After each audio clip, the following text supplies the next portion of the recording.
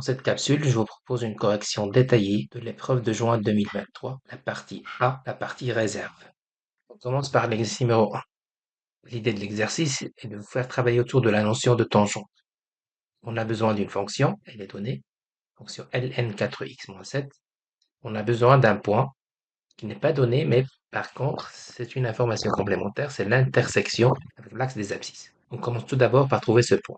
C'est juste la racine. On annule. Deuxième étape, on active, donc on dérive. On calcule L' de 2, on calcule F de 2, c'est déjà 0. On complète le cadre.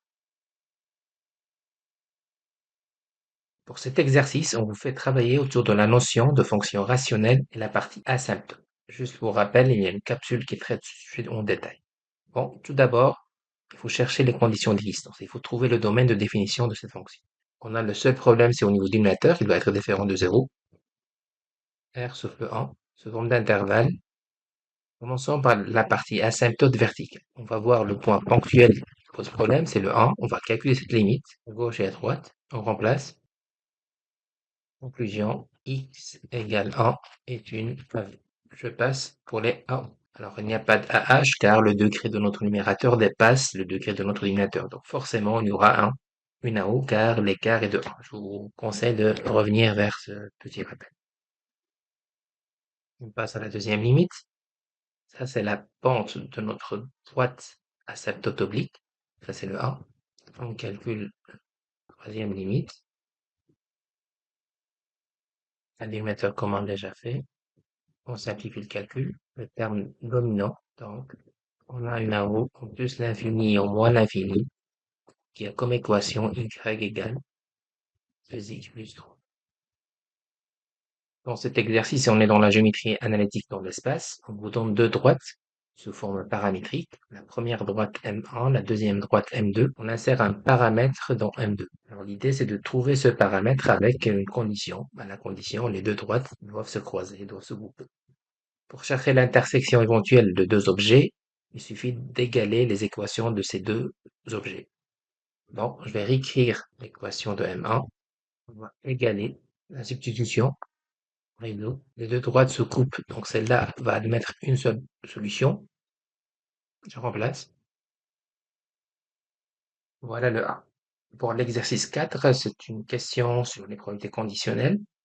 L'idée est toujours la même, traduire l'énoncé en termes mathématiques, essayer de comprendre la question et de traduire en termes de probabilité. Alors, juste pour simplifier mon travail, donc je note ces deux événements, donc l'événement C et l'événement D.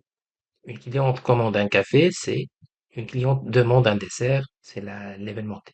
Je traduis l'énoncé, les 40% se traduit par le D, le 0,8 c'est une probabilité conditionnelle, le 22% c'est une probabilité d'intersection. Qu'est-ce qu'on cherche? La question c'est juste P de D bar sachant C bar. Alors il y a plusieurs façons de régler le problème. Bon, je préfère un tableau croisé. Tout d'abord, je dois le compléter par les informations explicites et ensuite implicites. Je vais compléter le zéro.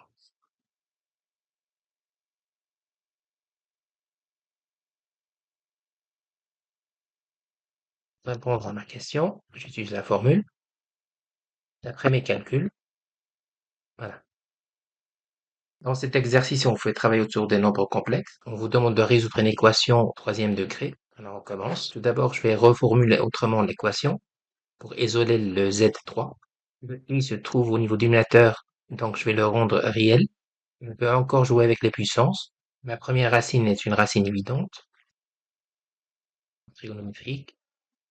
La deuxième racine, je peux obtenir à partir de Z1. C'est juste une rotation, donc je vais augmenter l'argument tout simplement. Je peux revenir puisque c'est une valeur particulière à la forme algébrique. Je simplifie. Je fais la même chose, encore une rotation pour Z3.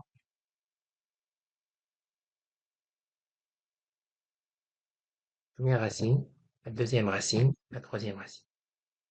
Dans cet exercice, on fait travailler autour des suites. Donc vous avez une suite auxiliaire. Donc la première suite, elle est définie, UN définie par sa forme récurrente, et VN, c'est une suite exprimée en fonction de UN. On vous demande de démontrer que Vn est une suite géométrique. Une fois une capsule qui traite les suites, je commence par calculer Vn plus 1. Par définition, je remplace, simplifie, je mets en évidence, je retrouve de nouveau Vn. Donc Vn plus 1 égale 1 demi Vn. Vn est une suite géométrique de raison R égale 1 demi. C'est parti. On vous demande d'exprimer Un en fonction de n. On va isoler Un. On va jouer avec le fait que c'est une suite géométrique.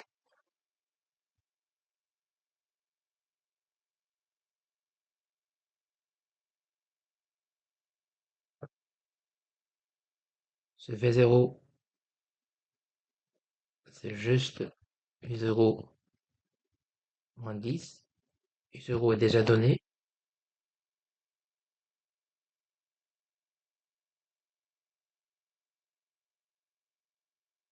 Vérification de calcul. Voilà. On est toujours sur les suites pour cet exercice. La suite AN est une suite arithmétique par hypothèse. On a une information, c'est une somme qui est donnée.